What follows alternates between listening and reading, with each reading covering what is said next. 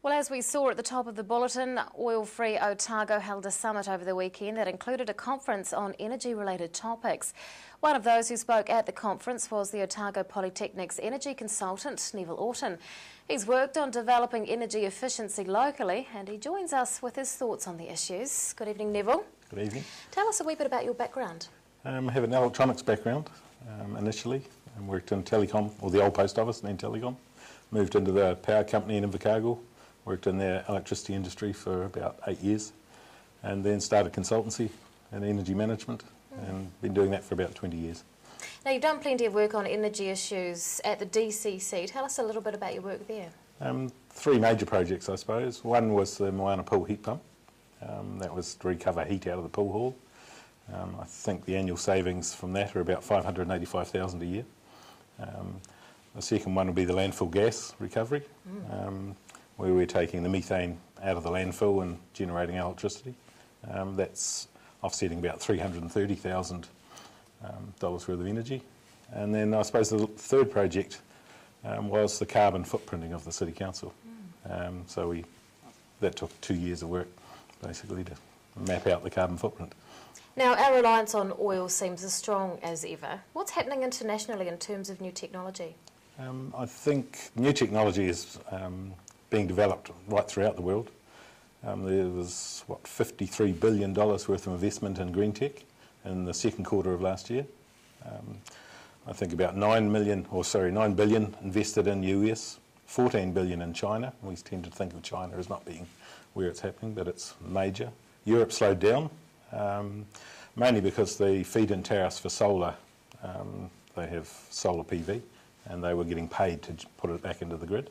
Those tariffs have come off, so that's slowed down.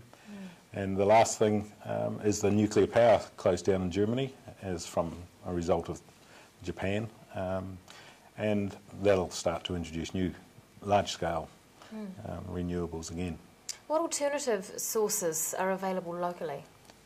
Wood's the major resource that we have.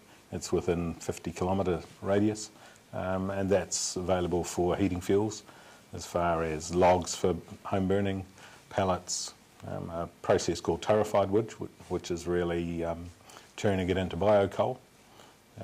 Wood to fuel is a future option as well, and I did a little bit of work in that with companies, and that was to heavy fuel oil, which would be you could use in boilers. The next phase from there was for biodiesel, from that conversion of that heavy fuel to biodiesel. So that's on our doorstep. There's solar, there's small wind, large-scale wind possibilities. So there's quite a few energy options for the city itself. Now, what about alternatives for powering our vehicles? Well, electricity is one alternative. There's electric vehicles. There's been, for instance, I think on the Saturday there was 2 home-built electric vehicles in the Octagon, and they're very low cost to run, expensive to build. Nissan Leaf are producing a small vehicle, and that's about $50,000. But one of the interesting things that's coming forward is Tata Motors from India are producing an air car, where you actually run the car on air, compressed air. It costs about $3 to run the car for 240 kilometres, and it'll charge up from your home charge for within 3 hours, and those cars are available for about 10,000 New Zealand. How far away is a sustainable alternative to oil? It's all based on economics. So the higher the price of oil, the more alternatives we'll see entering the market. But probably 10 to 15 years, depending on the value of oil. New Zealand's at the end of the value chain, of course, or the supply chain.